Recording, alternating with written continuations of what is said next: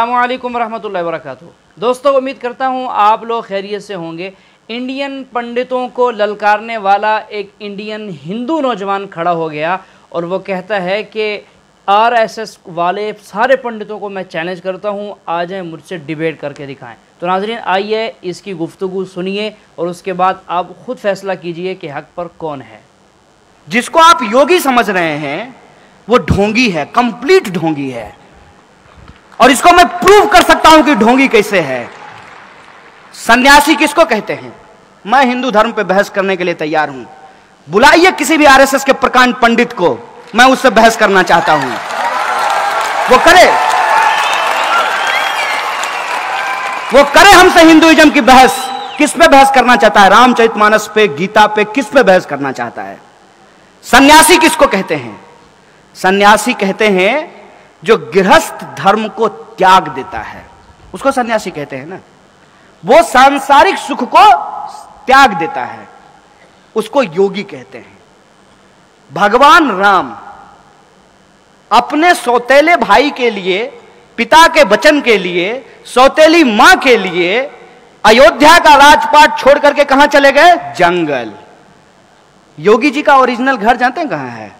उत्तराखंड। उत्तराखंड जो है वहां जंगल है, तो ये जंगल और पहाड़ से कहां आ गए? लखनऊ।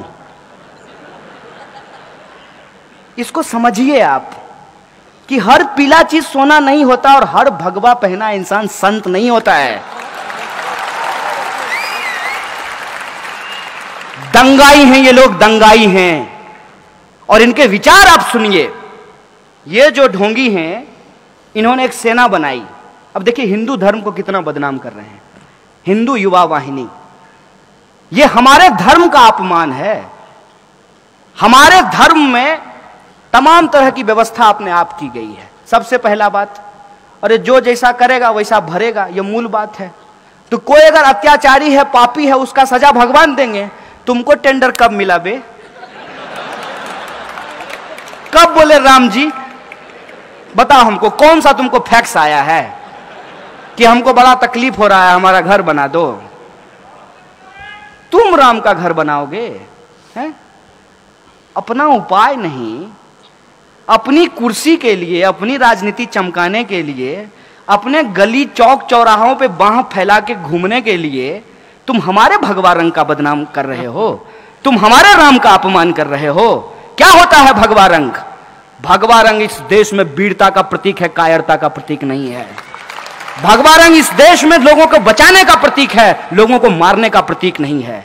भगवा रंग इस देश में साहूजी महाराज का रंग है, छत्रपति शिवाजी महाराज का रंग है, तुकाराम का, संत तुकाराम का रंग है। और तो और यहां कुछ बौद्ध भिक्षु बैठे हुए हैं। बौद्ध भिक्षुओं का छीवर का रंग भगवा होता है, जो शांति और अहिंसा की बात करते हैं। किसको बेवकूफ बना रहे हो? राम के नाम पर अपनी कुर्सी और अपना दुकान चला रहे हो। एक बात हमको बताइए, ये रामचरितमानस की बात करते हैं, मैं रामचरितमानस पढ़ा हूं। रामचरितमानस में 1 दर्जन से ज्यादा शब्द उर्दू के हैं। गरीब नवाज शब्द रामचरितमानस में लिखा हुआ है। और उर्दू जो है वो हिंदुस्तान की भाषा है, वो अरब की भाषा नहीं है। हिंदुस्तान में ही उर्दू बोली जाती है। रामचरितमानस जो है उसमें एक पंक्ति लिखी हुई है तुलसीदास की।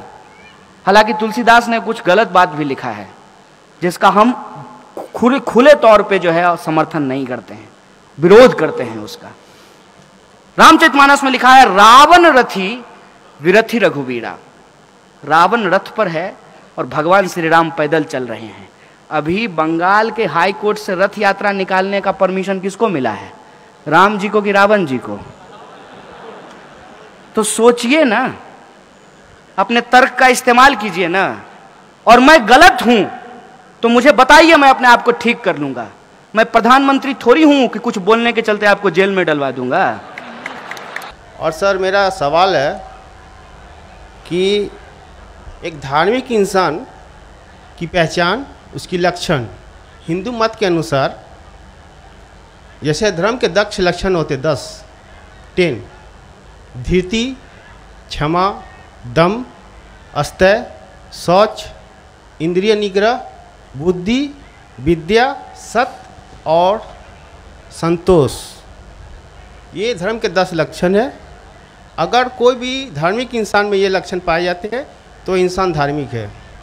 मेरा सवाल है सर कि इस्लाम के अनुसार, इस्लाम धर्म के अनुसार एक धार्मिक इंसान का पहचान क्या है, मैं ये जानना चाहता हूँ। भाई साहब का सवाल है कि इस्लाम के नज़दीक एक धार्मिक इंसान की पहचान क्या है। इस्लाम के नज़दीक जो खुदा, भगवान, ईश्वर, अल्लाह जो फरमाते हैं, जो कहते हैं, उसके ऊपर अमल करेंगे तो आप धार्मिक है। और अल्लाह ताला फरमाते हैं कि अतिउल्लाह व अतिउर रसूल, अल्लाह की बात मानो और अल्लाह के रसूल की बात मानो। तो अगर आप कुरान पे अमल करेंगे और कुरान के सही हदीस पे अमल करेंगे तो आप धार्मिक हो गए। इसके अंदर कुछ चीज़ आप देखे जाए तो इस्लाम के अंदर 5 हिस्सों में बांटी जा सकती है। एक है फ़र्ज, कंपलसरी, ये करना ही चाहिए हर मुसलमान को, फ़र्ज आ गया। दूसरे और हराम, जो गलत है, आप करना ही नहीं चाहिए ज़िंदगी में। ये दोनों ऑपोजिट है।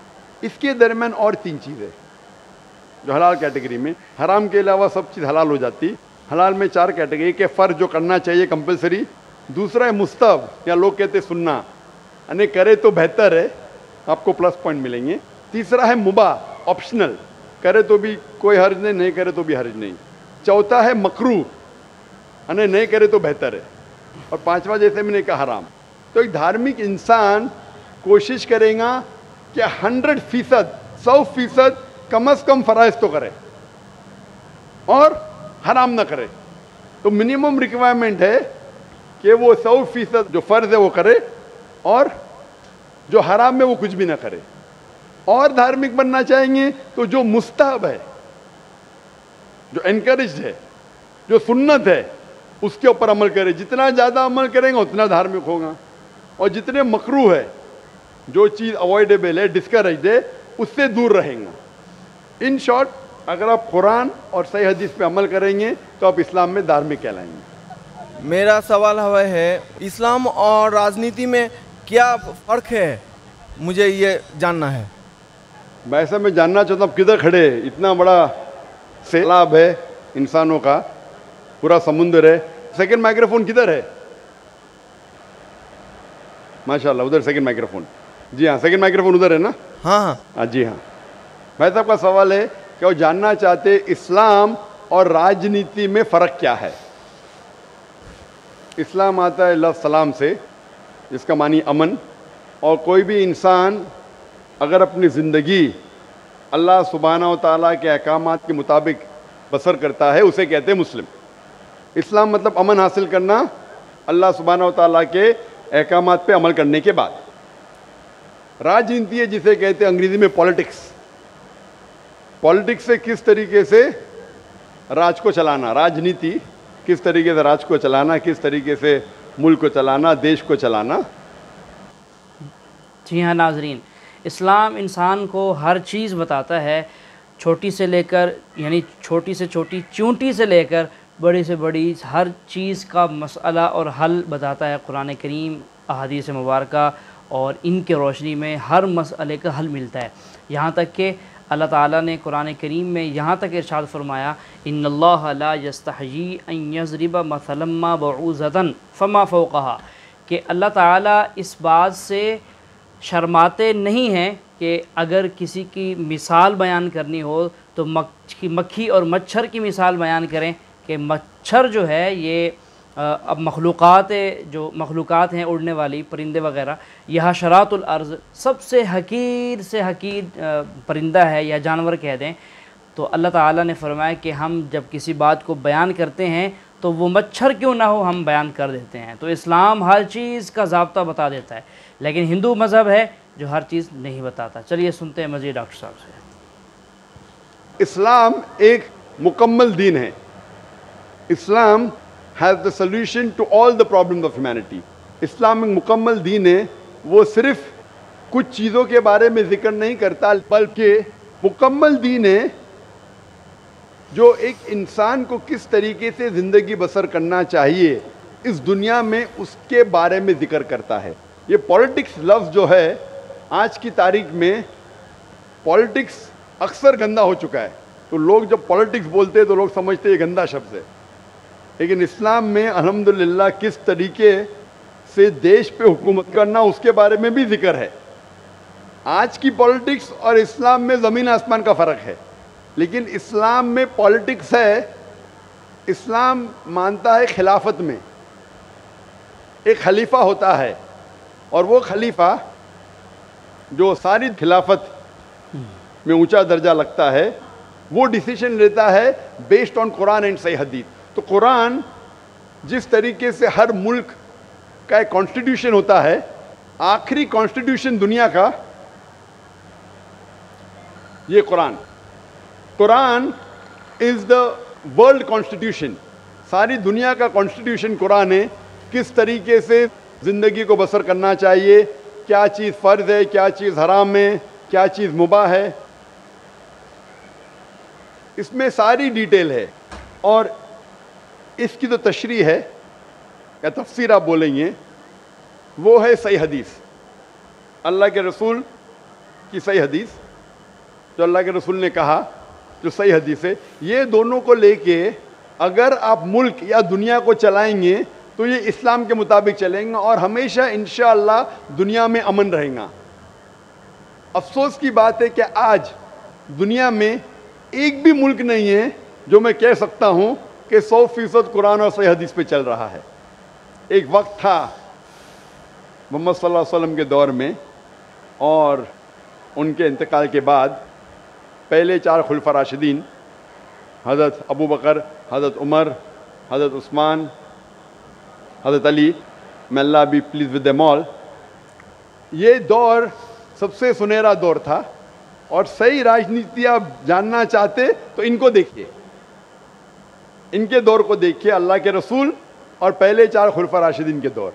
इनमें आपको सबसे बेहतरीन मिसाल मिलेंगी किस तरीके से हुकूमत करना चाहिए। ये सबसे अच्छी मिसाल है। अफसोस की बात है कि हम मुसलमान कुरान और सही हदीस से दूर हो गए, इसीलिए हम पीछे हो गए। इंशाअल्लाह मुसलमान जब कुरान और सही हदीस के करीब आएंगे तो इंशाअल्लाह फिर से वो ऊंचाई पे आएंगे। Hope the answer the question. जी हाँ नाजरीन, जैसा कि आपने सुना है, अगर दुनिया में अमन चाहिए तो फिर क्या करना चाहिए? राजनीति को छोड़कर जो इस्लामी खिलाफत का निज़ाम है उस निज़ाम को लाना चाहिए। जिस मुल्क में यह निज़ाम आ जाता है उस मुल्क, उस धरती के ऊपर से फितने और फसाद ख़त्म हो जाते हैं। चोरी और बहुत किस्म के जो मुआशरे को ख़राब करने वाले काम हैं, डकैती, चोरी, इसी तरह कत्ल, सब से सफाया हो जाता है, अमन हो जाता है। क्योंकि इस्लाम जो है ख़ुद अमन वाला मज़हब है और अमन की बात करता है और अमन को पसंद करता है। तो जब इस्लामी मुआशरा कायम होगा तो फिर अमन ही अमन होगा और मुआशरे से फ़साद और बदअमनी और सारी चीज़ें ख़त्म हो जाएंगी। तो नाज़रीन, आज की हमारी ये वीडियो कैसी लगी आपको कमेंट करके ज़रूर बताइएगा। हम आपके कमेंट का इंतज़ार करेंगे और हमारी वीडियो को लाइक और शेयर भी कर दीजिएगा और चैनल को सब्सक्राइब भी लाजमी कर दीजिएगा।